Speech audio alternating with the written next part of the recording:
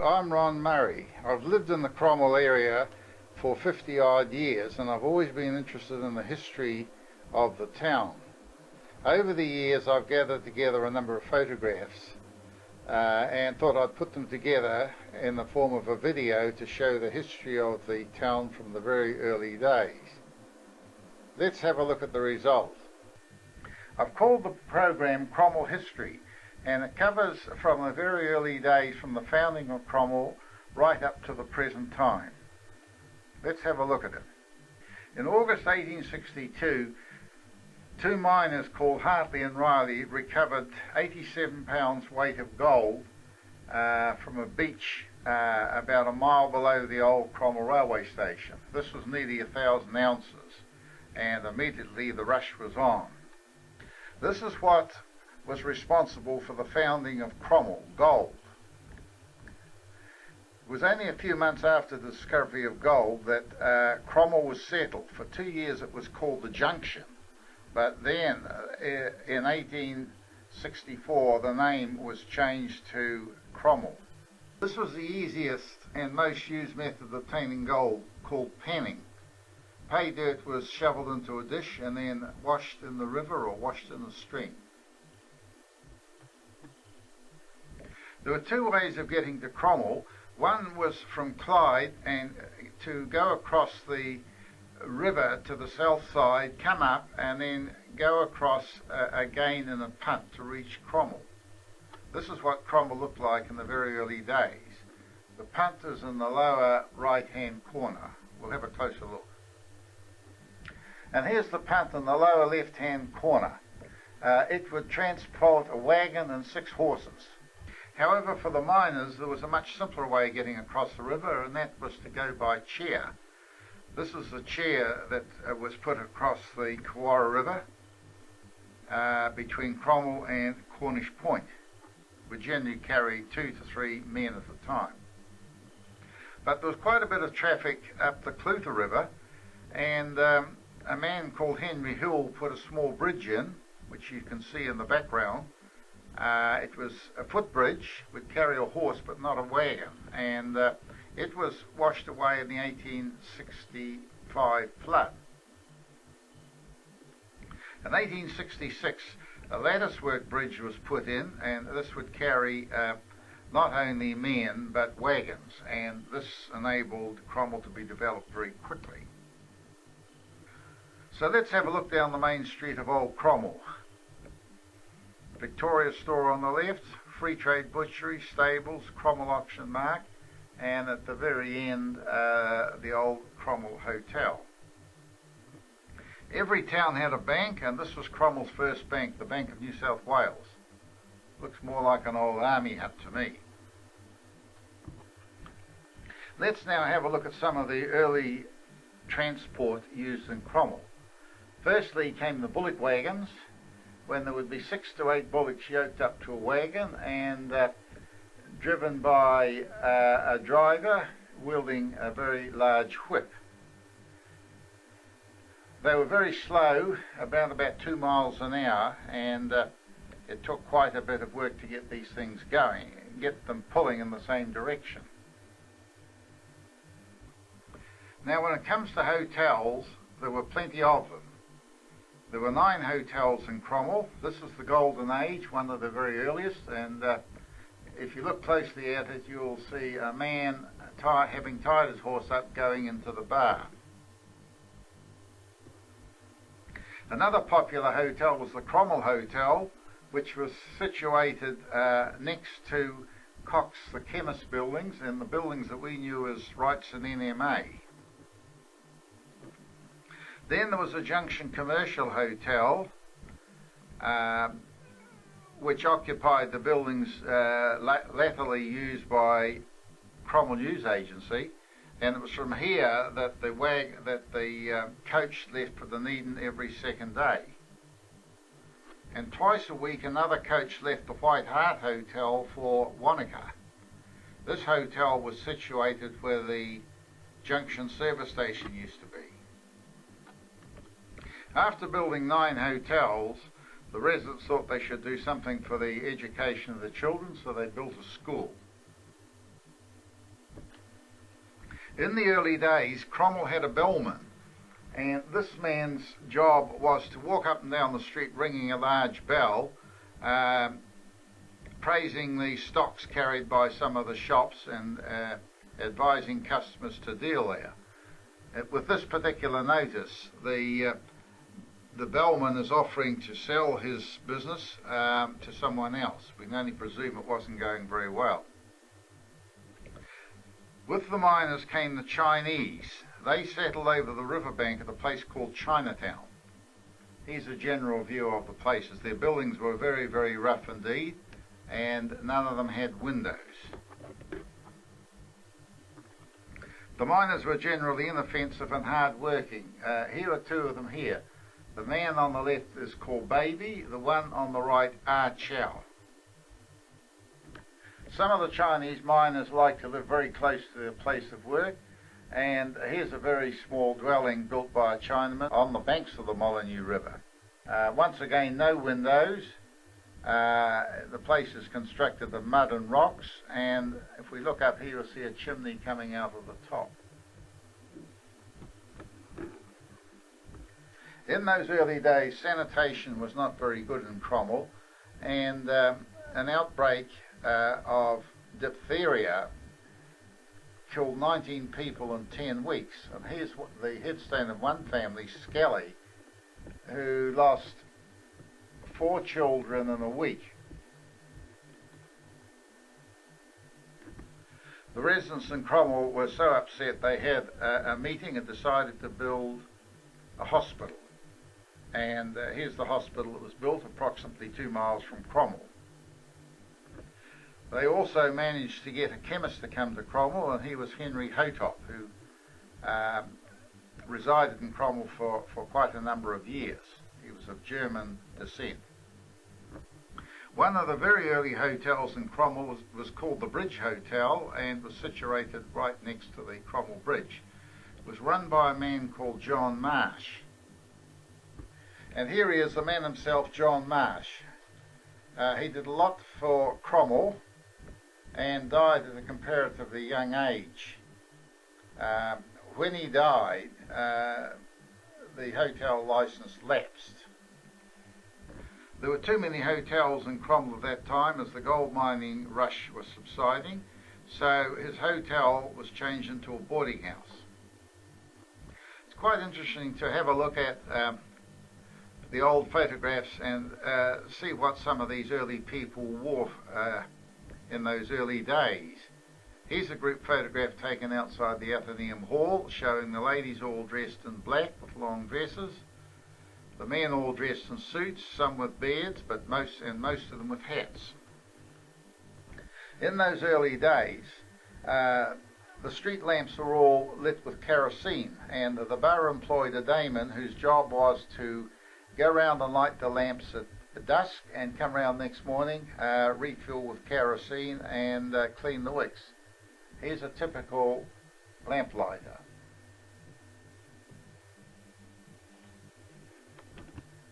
The only original hotel left in Cromwell now is the old Victoria Hotel, which used to be owned by James Stewart.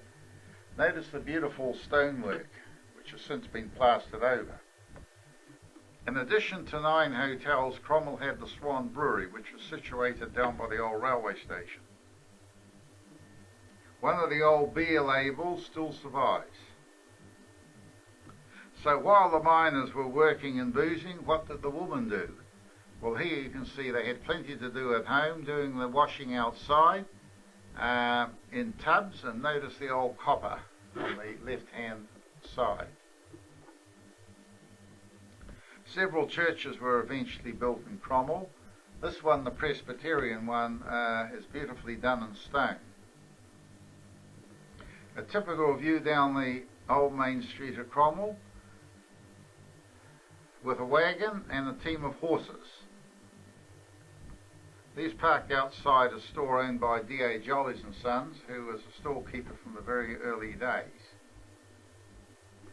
In those very early days, the storekeepers closed at 8 o'clock at night and worked 6 days a week. Here's a notice put in the paper in 1882 by the Cromwell storekeepers who decided in future to close at 7 o'clock at night, except on Saturday evenings when they stay open till 8 o'clock. Look at one of the well-known grocer shops down the street, the Cromwell Free Trade Butchery. Notice the bodies hung out under the veranda. I don't know why this was, but there was no refrigeration, of course, in those days. Let's have a quick look at the main street. In 1885, building on the left is the Bank of New South Wales, which used to be the National Bank, and the next building is Belfast Store, which has been recreated in the old Cromwell town. And here's the Cromwell Argus building. In those early days, there was no radio, no television, no telephone, and people were always very hungry for news, so the newspaper was always well patronised. It was printed every Tuesday and circulated right around the district by means of coach and horseback. When a person died in those early days, there was no point in putting the death in the paper because it only came out once a week and the person would be dead and buried. So the practice was to print what was called funeral notices, and these would be delivered by horseback around Cromwell and to the surrounding districts so that the friends and relations could attend the funeral. This particular one is for a Mrs. Parcell of Bannockburn who died in 1895. Now let's get back to Cromwell and have a look at it at the turn of the century, 1900. And here it is here, a few more trees, a bit more, a few more buildings and a more settled look. And on the left-hand side, a gold dredge going up the Kawara River. In 1901, there was a welcome home for the boys from the Boer War, and the residents of Cromwell put up this large green arch outside the Victoria Hotel. So when the soldiers came through the arch, they immediately went into the hotel bar. One of the most profitable gold mining dredges was the Lady Ranfurly. This is a photograph of it working the Kawara River near Bannockburn. It had the world record for the highest gold return of all dredges in the world, 1,234 ounces for a 5-day working week. Now let's have a discussion about transportation. If anyone wanted to go to Dunedin, they caught the coach, or they could go to Wanaka or Queenstown or Hawea. And the normal boarding place was outside the hotel, in this case Dawson's Hotel. For the local businessman, the usual means of transport was by a single buggy, and this is one of the local bakers in Cromwell, taking a passenger out for a ride. For those who weren't so well off, well, there was always the Cromwell Bicycle Club. And here it is in 1900, with a number of members of the club. These people would bike to Wanaka, Clyde, Roxburgh, and even in some cases Dunedin, even though it took them several days. Before the turn of the century, Cromwell had a sand problem. Sand used to be blown in from Lowburn and deposit itself all around the town. Here's two of the borough drays and the workmen shoveling up the sand to put in the tip. If you look behind the wheels of the dray, you'll notice the sand is probably somewhere between 9 inches and a foot deep. The old settlers were always very loyal to the royal family or anyone connected with royalty. So when Lord Plunkett came through Cromwell in 1907, all the flags and bunting were out and speeches being made, and here's part of the crowd that assembled to greet him. We're now getting up to 1915 and the start of the motor age. Old Josephine, the double-engined steam train, was operating in Cromwell during the building of the railway line to Cromwell. Perhaps now we can have a look at some of the carriers around Cromwell. This one with a 7-horse team was a well-known man called Jack Trevathan. He carted coal to the dredges for very many years. Another well-known carrier was the late Frank McNulty. He was also a coal merchant, and when the wagons went out about 1924, he bought trucks and continued with motor transport. With all the horse-drawn traffic around Cromwell, there was an opening for a blacksmith, and one of the blacksmiths who conducted the business in Cromwell was the late Robert Wishart, who's seen on the right, and his son, the late George Wishart, who's seen on the left. In later years, George Wishart changed over to a motor garage. And in 1912, we have the coming of the motor vehicle, the thing that put all the wagoners out of business. This is one owned by the late George Partridge, and it caused a lot of amazement in Cromwell when it arrived, because it had a top speed of 16 miles an hour, and that was really wonderful. Here you'll notice in those days they stacked the truck just as high as they could with goods and parked on whatever side of the street was most convenient. The years roll on, and in 1917 William Gear, the stonemason, completed the old Cromwell Primary School in Ray Street. Here's the people who've assembled to have a look at it on opening day. A year later, in 1918, there was even greater excitement. The first passenger train came to Cromwell. Notice the people lining in the banks to have a look. In 1918, armistice was declared and the war with Germany was over. Here's the scene down the main street where the mayor is addressing the large number of residents who've come to listen and to celebrate. In 1921, we had the coming of the air age, the first aeroplane to Cromwell.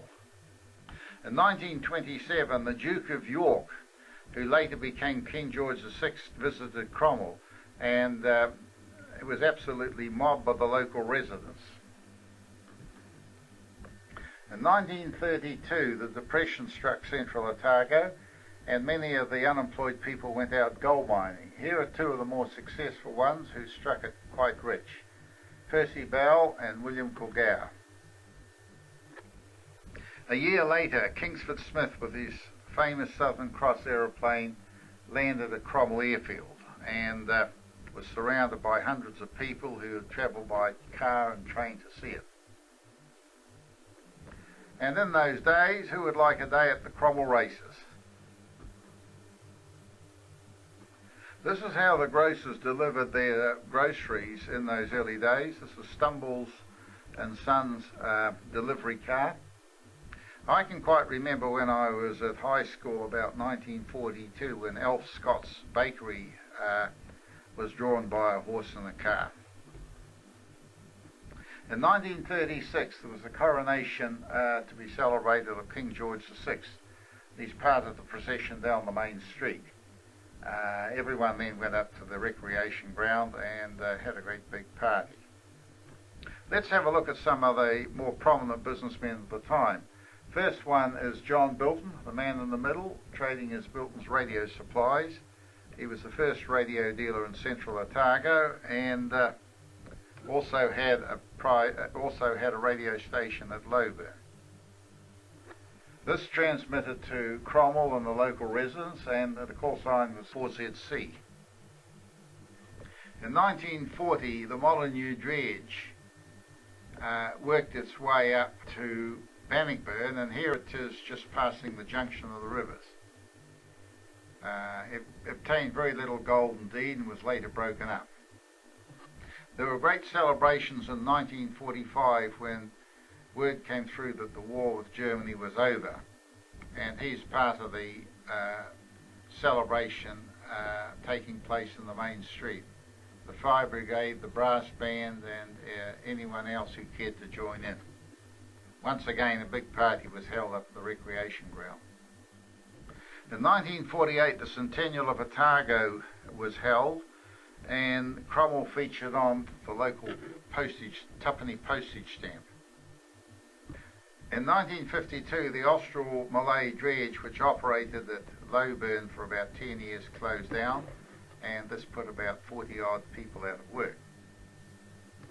About the same time, the residents of Cromwell constructed a skating rink, and it was very well attended for a number of years. Many of us can remember the parade of elephants through the main street of Cromwell, probably around the late 1960s. And in those days we still had a steam train that ran to Dunedin each day. In 1960 the Memorial Hall was opened, 15 years after the war had finished. And for a short time we had our own air service from the Lowburn airfield, with Mount Cook running DC-3 aircraft, but the venture didn't last. In 1968 Cromwell held its centennial, and there was a big procession up to the recreation ground. Here's Charlie Perriam driving Henry Town up in a gig, part of the party and celebration held at the recreation ground. Time now to have a look at one or two more of the businessmen of Cromwell. The late Dick O'Kane, well liked and a great sportsman. Ding Dong Bell, the local butcher, and the local wag. And our chemist in Cromwell for over 50 years, Basil Cox. His son has since taken over the pharmacy. And who could forget the local builder and funeral director, the late Jack Gibson. In 1976, the Prime Minister of New Zealand, Norman Kirk, and the local MP, Ian Quigley, called on Bella McGilligan to help us celebrate her 90th birthday. Sadness set in 1977 when our local stone school was pronounced unsafe and demolished. Here are some of the pupils watching the demolition going ahead. Then we're told about the Clyde Dam, the lake, and the expanded Cromwell. Here's a proposed view of the whole town. The only thing there is that the bridge is shown on the Kawarra River. It actually ended up on the Clutha River. The residents wait to farewell the last train to Cromwell in 1980. It was quite a sad time. But work went ahead, and here's part of the work putting together the new Cromwell Bridge. And here's the first hot air balloon to perform in Cromwell in 1982. The local school got the thing and used to take rides in it. Quite impressive. The building of the Clyde Dam involved building approximately 400 odd houses in Cromwell to house the workers on the dam. So it's a matter of having a quick look down the old main street the way we knew it. Demolition then started on the old main street in 1986. Here's the Bank of New Zealand being knocked down, followed by Cromwell panel beaters. It was decided to demolish the Golden Age Hotel by burning, and it provided a very colourful spectacle indeed. After the demolition of the main street was completed, a firm of gold miners shifted in and then mined below the street. That's quite a fairly deep level, as you can see. It was time to build a new town centre out the flat. And this shows buildings starting on. It was called the Mall. When finished, it provided a very colourful display, especially during the Christmas celebrations. An aerial view gives an idea of the overall complex. Then in 1987 the Golden Gate Hotel was built. Finally in 1992 work commenced in filling the dam. Here's the Cromwell Bridge, almost isolated now with the rising waters. The last you'll ever see of the Cromwell Bridge before it goes completely under. Some of the old stone buildings were rebuilt at a place known as Old Cromwell, down by the old Victoria Hotel. Here's Belfast Store, which has been beautifully recreated. It's interesting to look back to the Cromwell we knew, with the blue water running down the rivers and all the buildings on it. To conclude the program, it's interesting to have a look at this aerial shot of Lake Dunstan surrounding Cromwell. It's partially filled and awaits another 15 foot to top it right up. Time alone will tell whether the advantages of this lake match the promises made at the time of construction.